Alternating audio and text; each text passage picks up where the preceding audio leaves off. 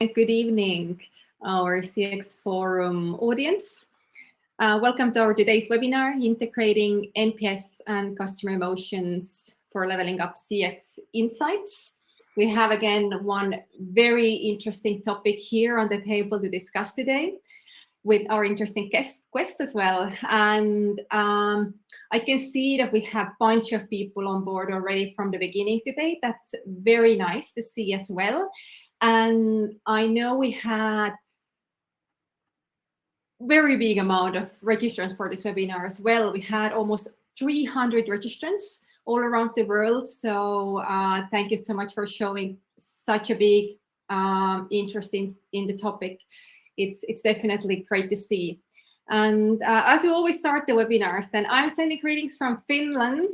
And please, our audience, let's practice using the chat and let us know in the chat where are you sending us greetings from. So greetings from Finland.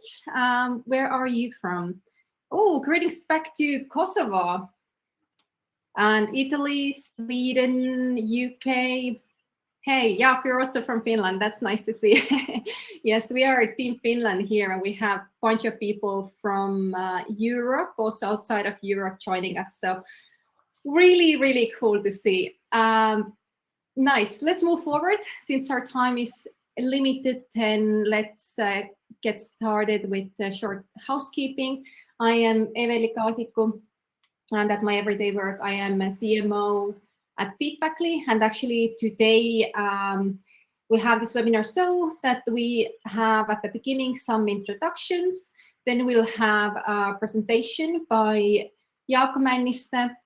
And after his presentation, we will also have some time for questions and answers part where we will answer any questions that you may have. And please write all the questions that you have also to the chat that you just practiced also how to use. So yeah, all the questions to the chat, and we'll take them at the end. And this webinar is also recorded, just like they always are, so that you can share it later forward to all your wonderful colleagues as well.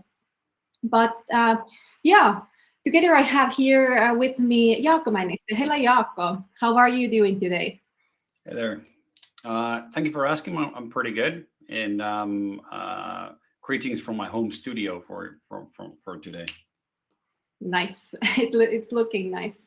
It's looking nice. And yeah, I already told a little bit about myself. Jaakko, actually, I will tell right away about Jaakko as well.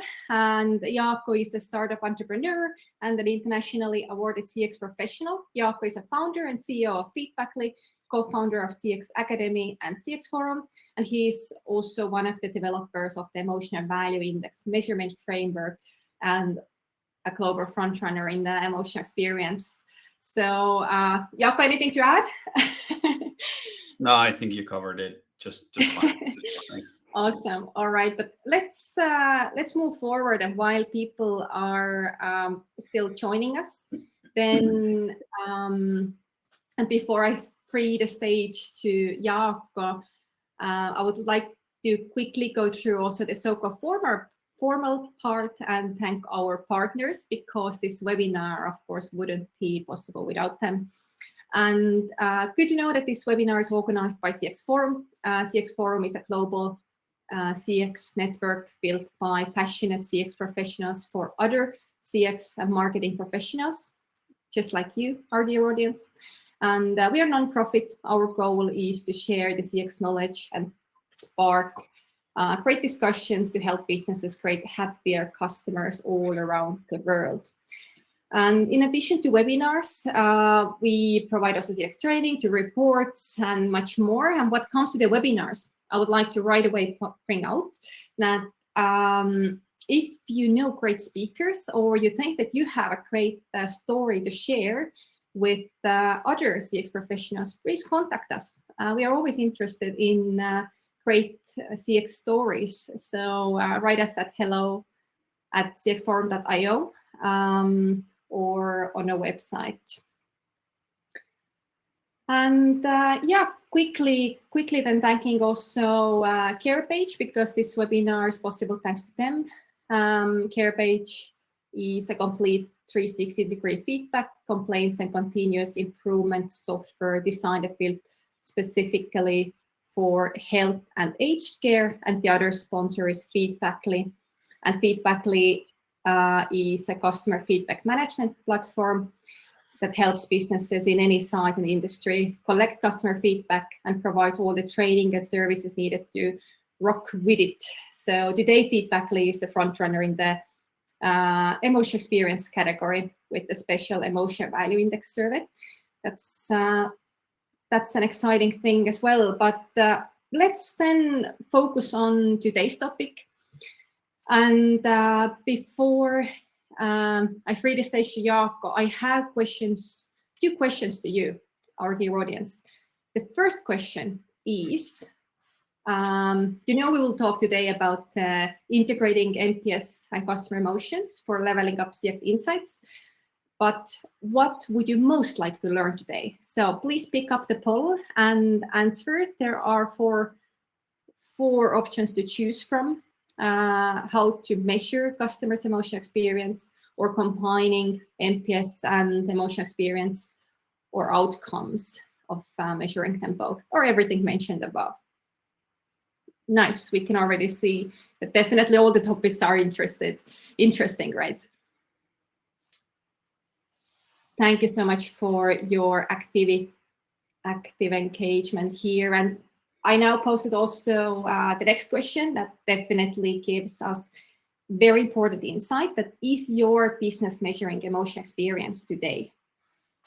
Yes, no, or not sure. That's of course also an option. So, all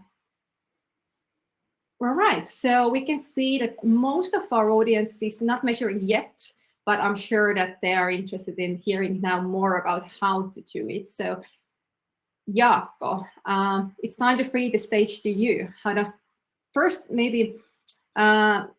the poll answers look to you? Any comments on that?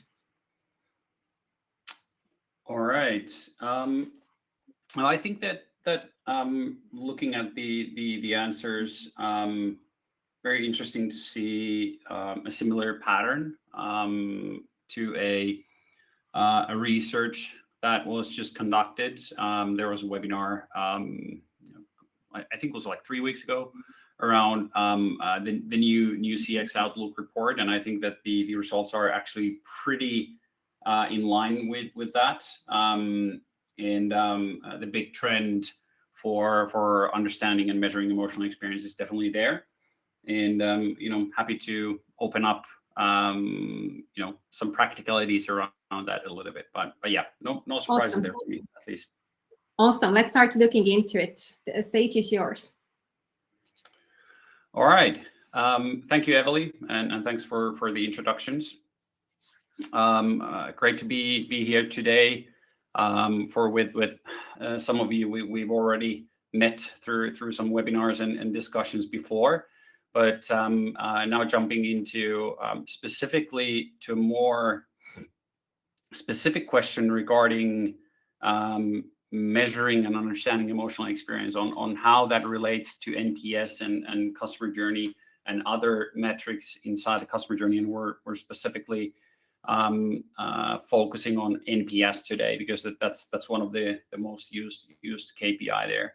But if we're starting the process from kind of like high up and then go all the way into more and more practicalities by the slide, kind of like going forward. So like I mentioned, the Future CX Outlook report is coming out as we speak, and there was a good webinar some weeks ago around that.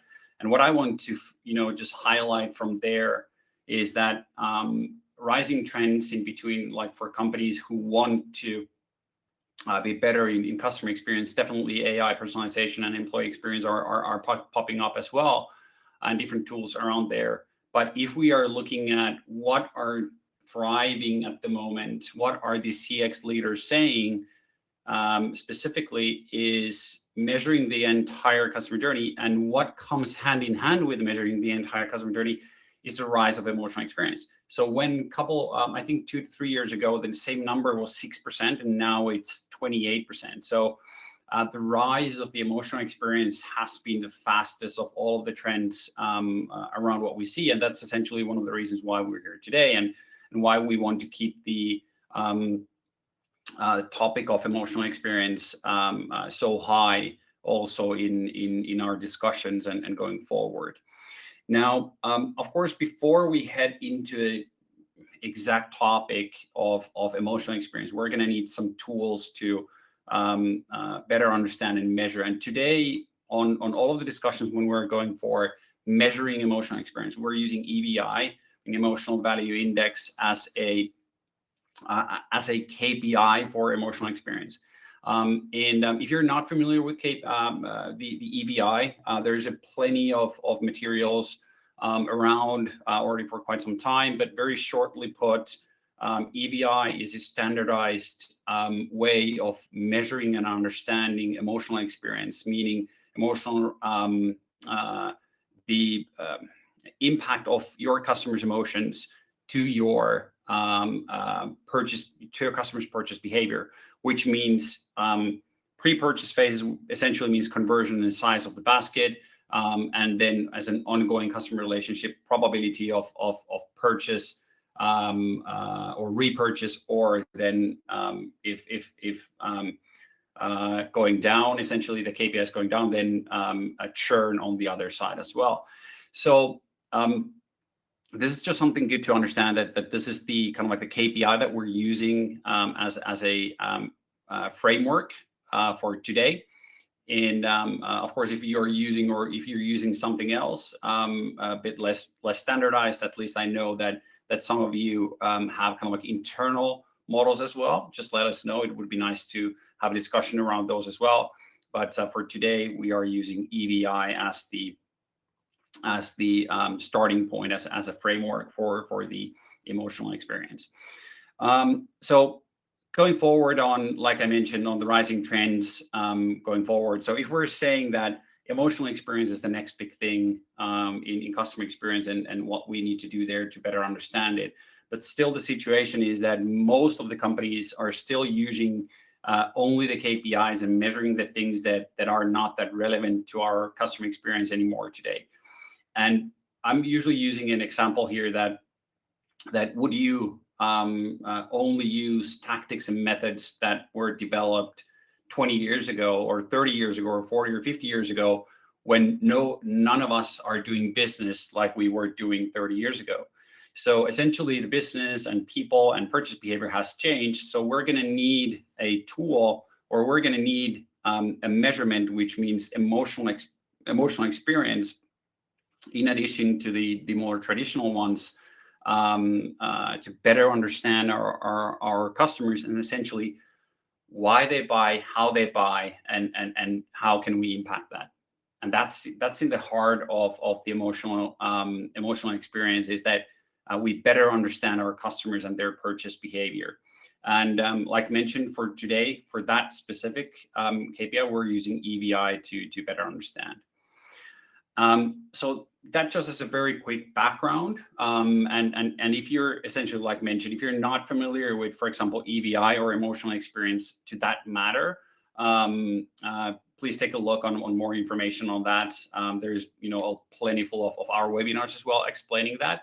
And today we're going to dive a little bit deeper into the practicalities, so you can see how the processes work behind with synergies, for example, between NPS and emotional experience. So this was kind of like, again, going from a bigger picture to smaller. So today we're looking specifically between NPS and EVI, what they are. And this is a very nice picture, kind of like laying out for the different purposes and different ways of measuring different key KPIs for customer feedback. There are plenty full of others as well. And all of us, we're using also our custom ones. Of course, the tough part about the custom ones is that they're hard to benchmark. But on the higher level, we always should have like benchmarkable, bigger KPIs that are widely used, and then the custom made that we use specifically for our businesses and touch points. But this is a really good example on how they essentially differ. And this is for for you to kind of like take as a note, and you can use this template to come back on a later stages. So if we're now saying that we are measuring emotional experience and EVI through EVI and then NPS, the most common question is that if we're looking at EVI and NPS data, how do they differ? And of course, the main answer for that is that they're two totally different things.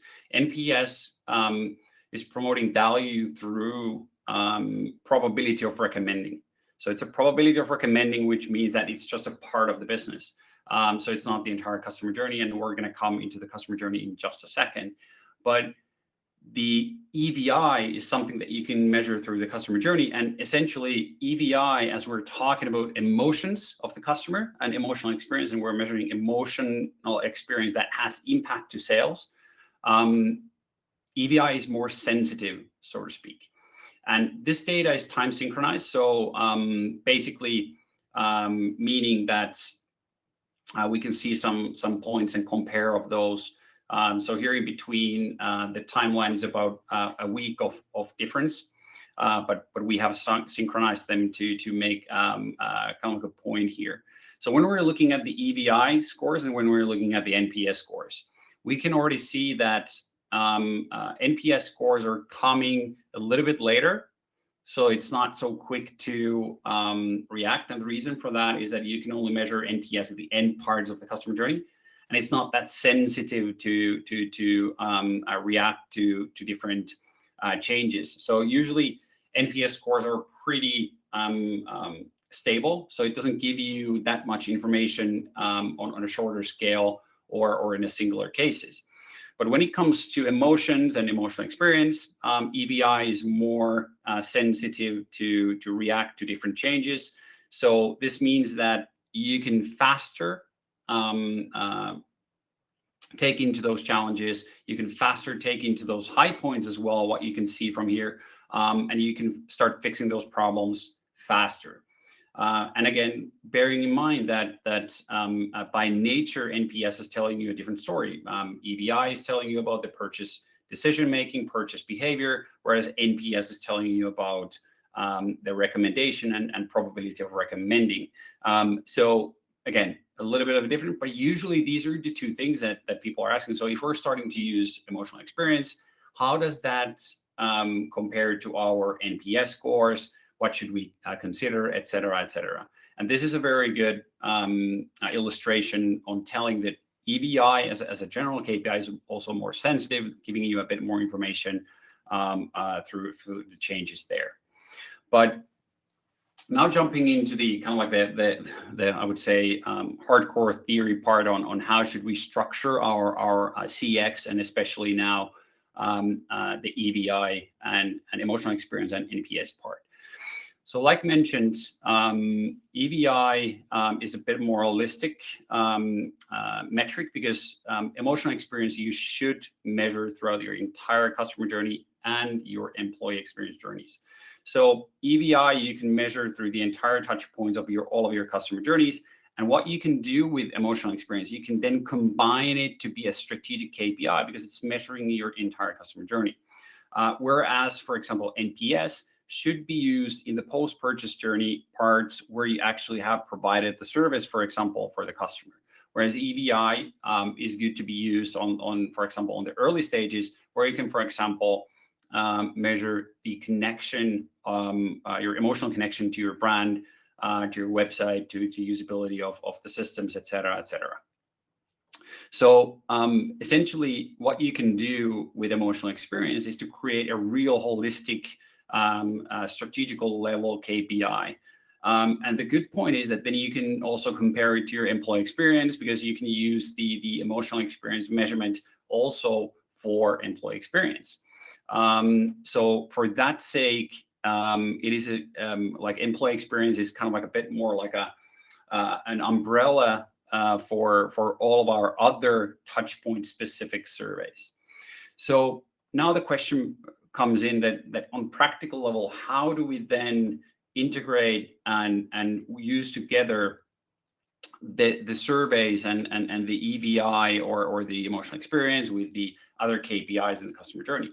So of course, you should have always a touch point specific surveys to make it more efficient and to be making more relevant for you and for the customer as well. So in the early stages, usually the first question could be EVI, then a supported KPI, depending on what is important for you in each touch point, coming from brand awareness to source where the customer came from, all the way into usability or customer effort score in the later stages, and then open feedback and some actionable insight going forward. For example, lead generation, meaning that offering something for them, because if they're giving you feedback, of course you should always try to for example, collect their email or find a way to get reconnected with the customer. So there's always kind of like the next step for that. But we'll come back to that in just a couple minutes. And then the post-purchase phase is the same, similar situation. Emotional experience with a supportive KPI for those touch points, which usually it's NPS. And now we can kind of like see a pattern here, how it works. And the idea again is that with open feedback, we can then help explain the NPS and the EVI. And here's also the action on the post-purchase phases. So if we're looking at the survey process itself, how does it look? For example, in the post-purchase phases. And I'm just, because we're talking about more NPS today, so I'm taking kind of like a post-purchase experience survey. So usually it can come to your customer through SMS, email, or any other way that you're actually able to reach the customer. But now this is an example from customer's own phone. So EVI question, it's again like a circular motion question. Customer gives that feedback. It goes into the touchpoint specific feedback, which in this case is NPS. So they kind of like ask separate or different things, and then explaining it through open feedback. And essentially that's it. We usually don't recommend using more questions. It's your main KPI, which in this case, we're recommending to see emotional experience. Then you have a recommendation question, meaning NPS is the supportive touchpoint specific question, and then open feedback. And then, of course, if you have a second action coming from there, then collecting emails or you're pushing the customer going to a landing page for an offer or something like that, then of course that's the fourth part. But this is a very simple and specific way of better understanding a touchpoint specific feedback, and at the same time building the understanding for your strategic CX KPIs. But then we're coming into a question: how do we analyze that emotional data versus NPS data or any other CX data? And essentially the answer is really simple. You should and you would analyze the data in a very much same manner as you would analyze any other CX data through your customer journey. So you start from your customer journey. So we see that in our consideration phase, we're lower on our main KPI. In this case, this is an NPS example, if NPS has been your main KPI. But for example, on the emotional experience side, the best place is on the purchase phase, but on the consideration phase, we would go in and dive deeper into the touch point. Then we go into the specific touch point and start analyzing why things are going wrong in that specific touch point, and to really understand what drives your sales and what doesn't. With emotional experience, we always suggest that we connect that with your sales data, because EVI is connected to your purchase behavior. So you can measure EVI pre-purchase connected to the sales behavior. So you can right away see that what is actually driving your higher sales, which is just kind of cool, because previously this is not something we've been able to do, because if we're saying that, are you happy? Are you satisfied?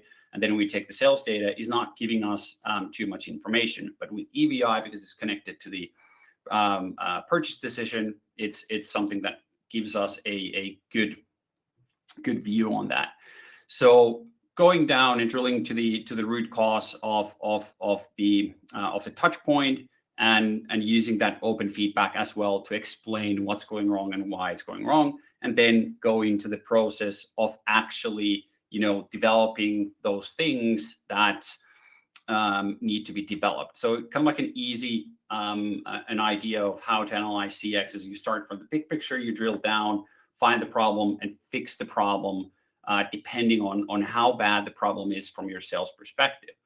And then, of course, you have the other action points that you could and should take on daily practical basis. But these are also connected to any other KPIs that you might have. But one of the nicest things and coolest things that we like to do is to do a offers based on customers' emotions, and then direct remarketing for the customers to return based on their emotions, which can drive the conversion rates super high. So very, very nice to kind of like see these kind of like a practical approaches into using the emotional data as well.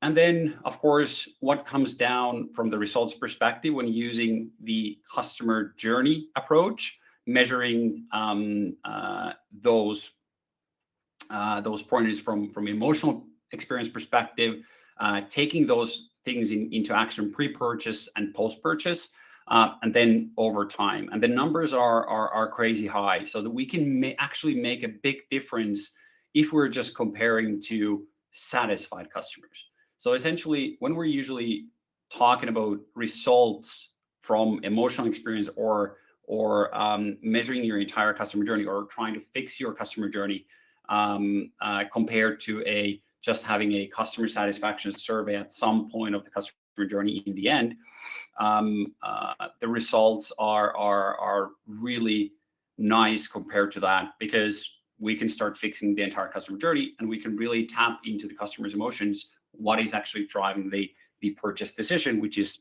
essentially the most important thing for businesses. So really powerful stuff from that perspective. And just quickly to show you one example here, there's plenty of cases there, and whilst we go forward and share it, I just picked up a case from a book retailer from results that we're able to reap by combining the customer journey approach with emotional experience measurement and NPS side. So they noticed a difference between EVI and emotional experience measurement and NPS at one point of their retail store experience.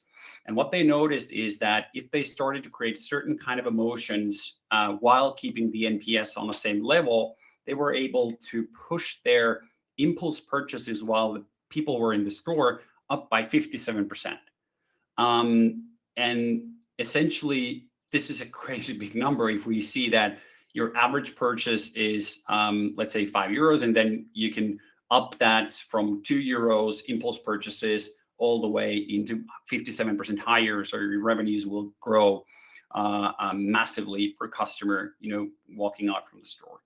So these are just the kind of results that we can really quickly reach and usually start seeing in a matter of months when really combining emotional experience and the current other KPIs through your entire customer journey.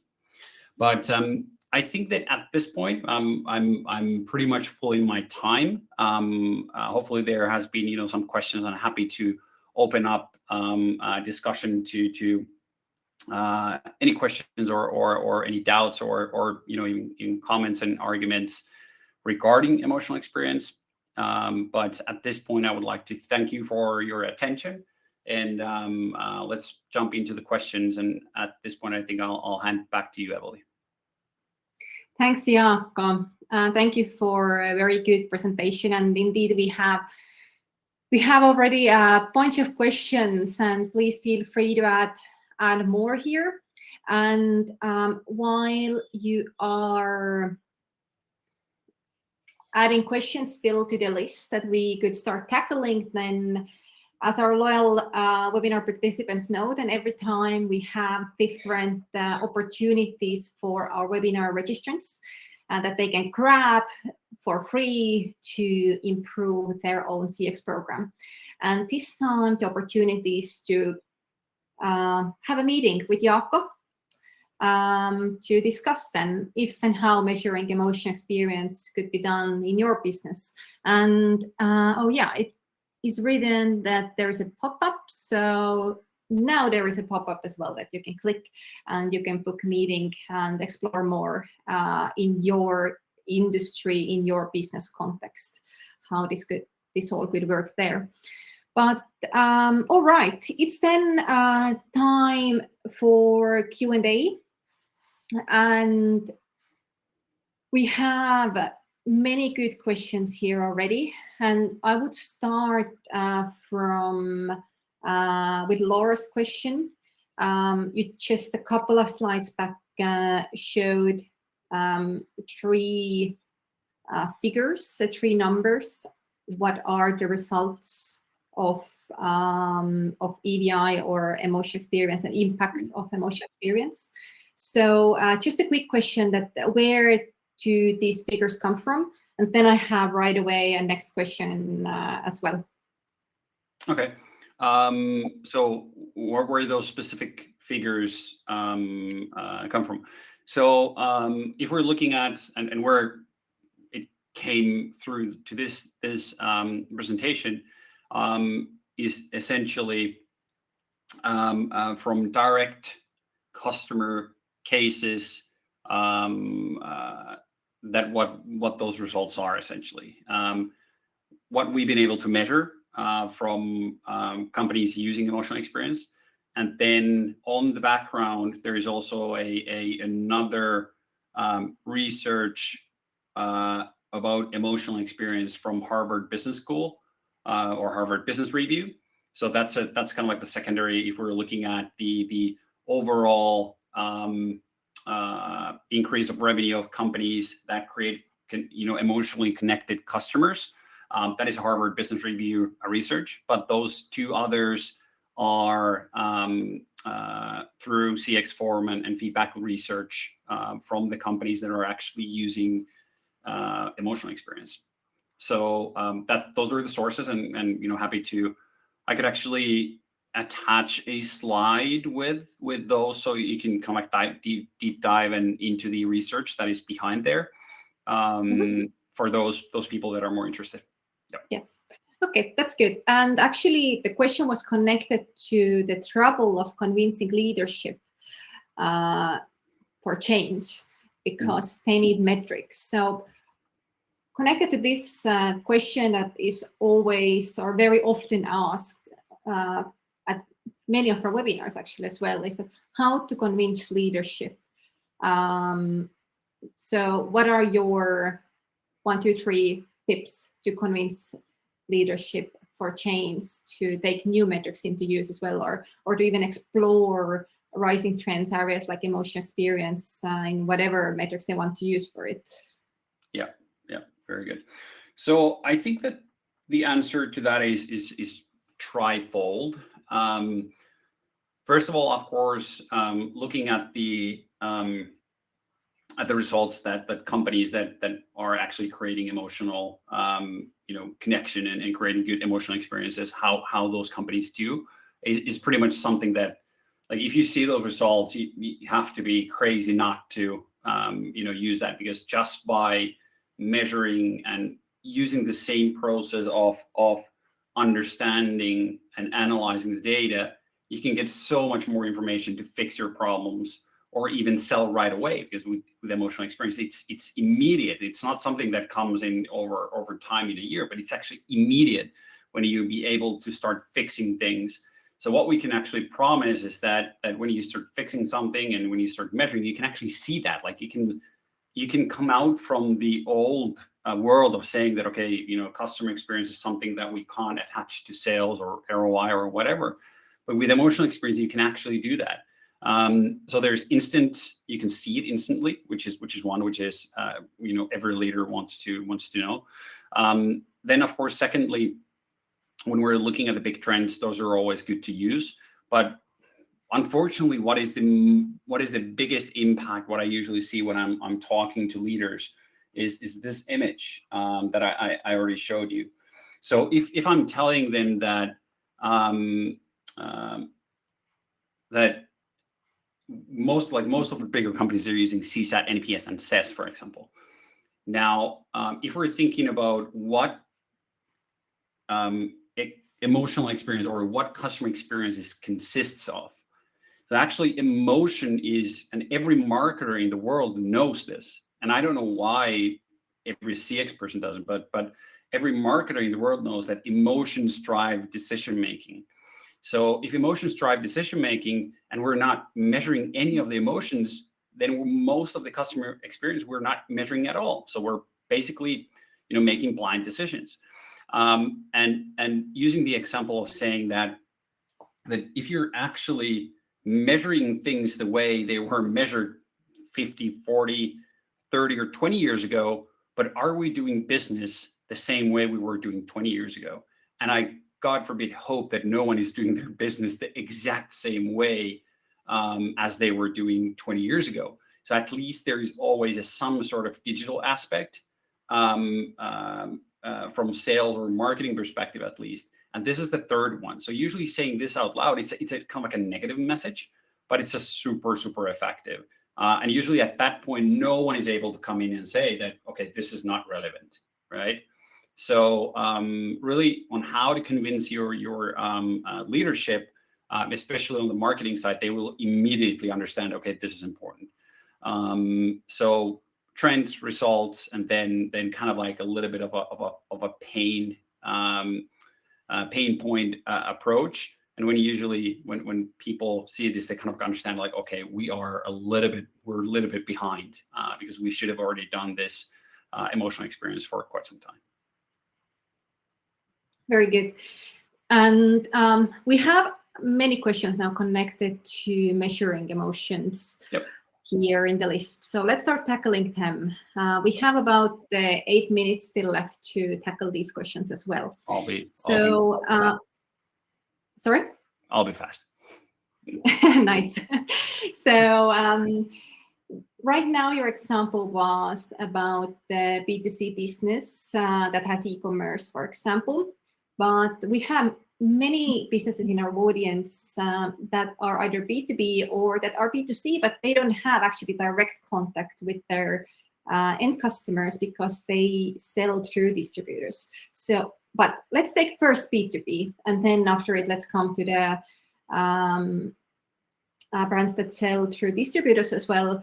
But so first B2B, how would this emotions measuring model, EDI methodology work in the B2B environment? Yeah, assuming that there also the emotions play a role. Yeah. So in B2B, it's a person who makes the decision. So it works exactly the same way. With the one slight difference is that usually the emotional experience has an impact earlier on the customer journey. So two main characteristics where we use emotional experience measurement is, for example, after a sales meeting. That's the absolute best way of measuring emotions. I just absolutely love it, because you might think that people don't tell you, but they actually do. So sending out an emotional experience survey after a sales call or sales meeting is one of the biggest impacts that anyone can make into their sales process, and just sales leaders just love it because they get so much information and they know how to fix. And when you give that information to the sales rep, they have so much more weaponry to kind of like go forward. And if we're seeing like the impact numbers, so actually the impact numbers are pretty similar. Like if we're looking at like emotional experience and emotional connection is on B2B, it's still the biggest impact also in influencing on how do we create value to B2B customers. And then with B2B customers as an ongoing experience, it's a little bit more kind of like a recurring thing that you use that to monitor on where the customer is, for example, once a quarter, once every 6 months, or once, after customer service, because customer service in B2B is still customer service. It's like, you would get customer service in B2C as well. So I don't know why we would overlook that. So of course, send out an emotional experience survey after your customer service event as well. So we have similar characteristics. So anytime when we interact with people who are our customers or potential customers, you can do the same. So I think this is the key point to understand through the customer journeys on B2B. And then if we're looking at the second question, which is a tough one. So there's no silver bullet to kind of like going over your reseller, for example, in many occasions. First of all, you should measure your reseller experience. Like there's no reason why you shouldn't do that. So first of all, measure your reseller experience, and then go for maybe in the between here. Sorry, maybe in the between here, I'll remind the question as well, because all right, go ahead. so the question was that many brands don't have actually their own e-commerce where they have direct contact with their end customers. So they have distributors who are selling their products, and the question is how to measure emotional experience if you don't have actually direct contact with end customers, but you still would like to receive feedback about products. Yeah, exactly. So coming back to that, the usual tactics for that is cooperation with your reseller. That's the best way to go. So that you could, for example, what we've done many times is that the brand is offering, for example, the tool and the way of understanding and measuring to the reseller, so that they're, for example, sending the surveys because they're in direct connection with the customer. But of course, there needs to be a difference between the reseller and the brand. But usually those are kind of like very connected as well, because they're representing you. So you need to understand as well. So you get also feedback about your resellers. So try to build a system with your resellers. That's the best way to go. And then, unfortunately, the second way is to kind of conduct market research, but also try to kind of like incorporate something into the product, a QR code, a perk, something like a card where they can see and you give them a small price. Go and give them a feedback about your product. Go to your website where the feedback form is. So there are different tactics, but for sure, that is from a practical perspective, that's a tough one, or more tough than just say, okay, we have a brand and we have a website or we have an e-commerce. That's a more simple case for sure. Yes, I guess that's a big question that big brands have always. Whatever feedback they would like to collect, is it emotions or it's whatever feedback it is. So and it depends, of course, a lot on the brands and what exactly are the products. So again, the approaches can be quite different. So worth exploring maybe at the meeting with you a little bit further, like how it could actually work in your specific business context. But okay, let's move on. And we have here questions about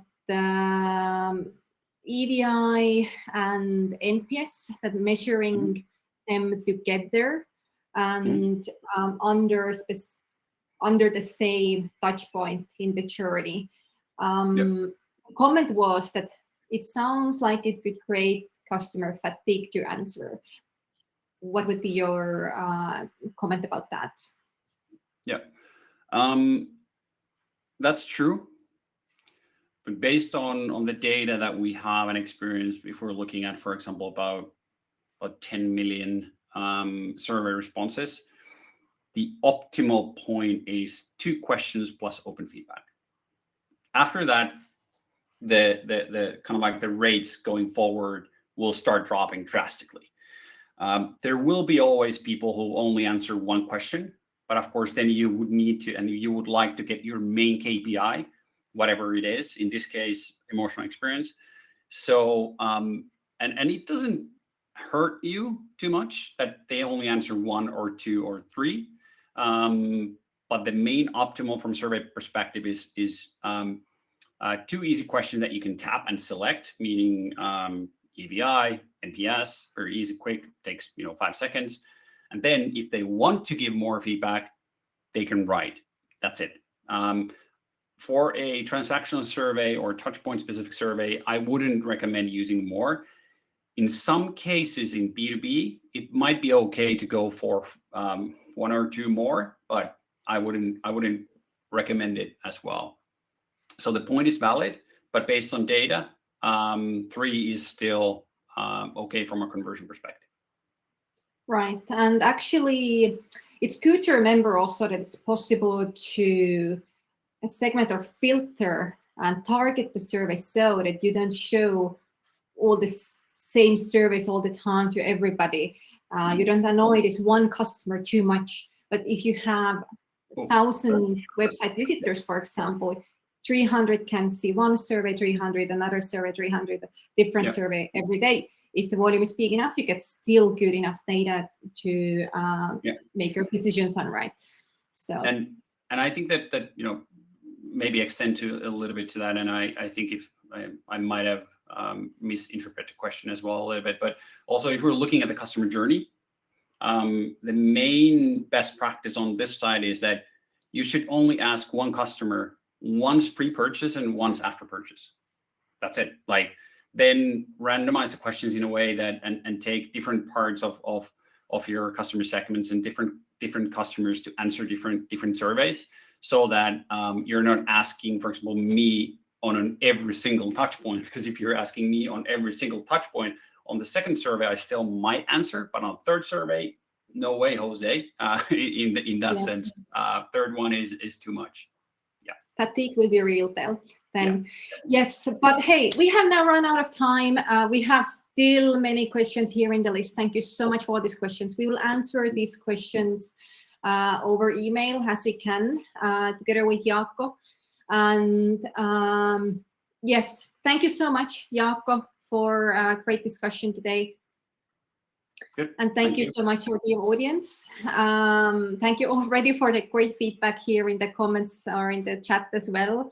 Happy to hear that you have liked it. And until next time.